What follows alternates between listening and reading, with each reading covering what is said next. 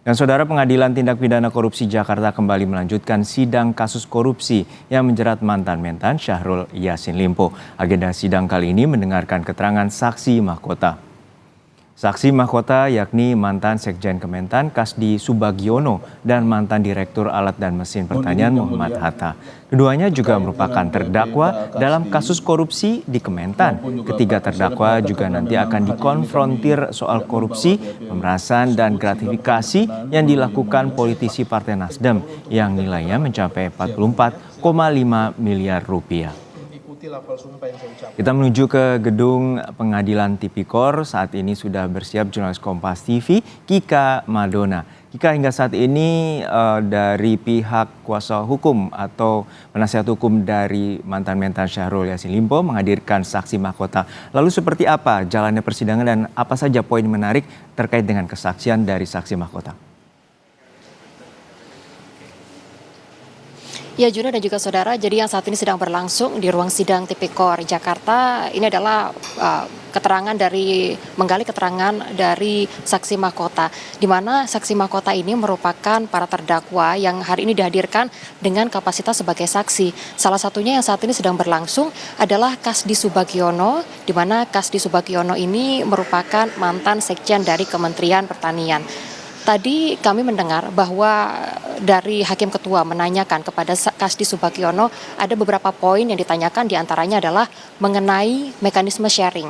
Jadi mekanisme sharing ini ada setelah sebelumnya ada pemenuhan dana operasional menteri, di mana dana operasional menteri ini setiap bulannya harus ada 100 juta rupiah.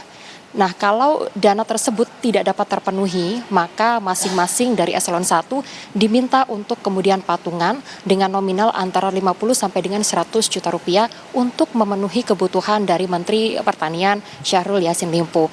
Dan dari nominal tersebut, dari total 100 juta rupiah, 80%-nya masuk ke menteri, sementara 20%-nya dikelola oleh Biro Komunikasi, di mana untuk dana yang juga kemudian dikelola tersebut nantinya akan digunakan oleh masing-masing keluarga yang turut serta dalam perjalanan dinas. Jadi hari ini keterangan yang juga kemudian digali ini juga selain tadi bagaimana mekanisme pengumpulan dari dana-dana eselon 1, ini juga dari Hakim Ketua menanyakan terkait dengan perjalanan dinas fiktif.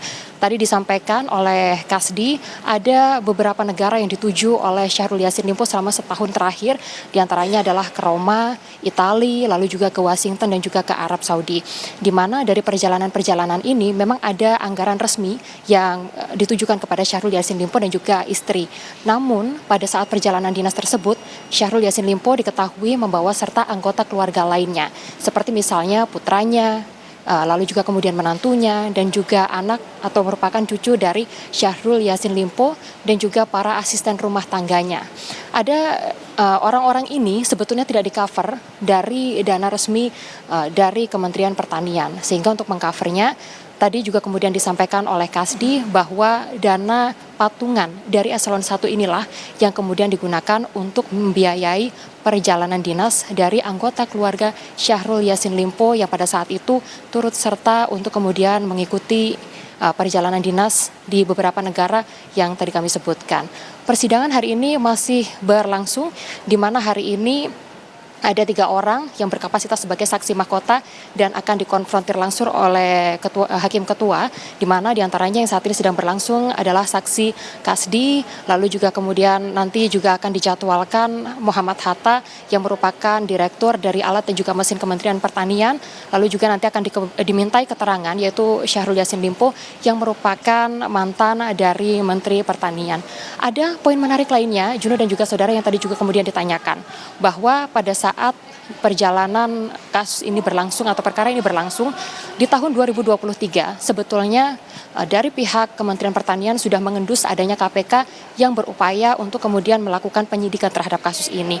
Namun ada instruksi yang tadi disampaikan oleh Syahrul Yassin Limpo kepada para bawahannya, diantaranya adalah untuk bisa menyampaikan kepada petugas KPK atau juga kemudian kepada para penyidik KPK untuk tidak memberikan informasi terlalu detail, melainkan hanya memberikan keterangan yang normatif-normatif saja.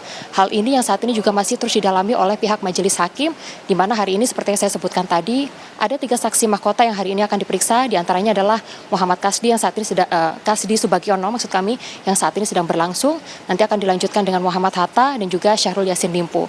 Jika hari ini pemeriksaan ketiga saksi mahkota tidak dapat diselesaikan secara sepenuhnya atau keseluruhan, maka persidangan akan dilanjutkan pada hari Jumat mendatang. Kami mendapatkan informasi, saudara, bahwa untuk sidang lanjutan yang agendanya adalah pembacaan tuntutan ini akan berlangsung pada tanggal 28 Juni mendatang, dan untuk sidang putusan ini akan berlangsung pada tanggal 11 Juli mendatang. Juno, kembali kepada Anda. Baik, terima kasih atas laporan lengkap Anda, jurnalis Kompas TV Kika Madona dari Pengadilan Tipikor Jakarta.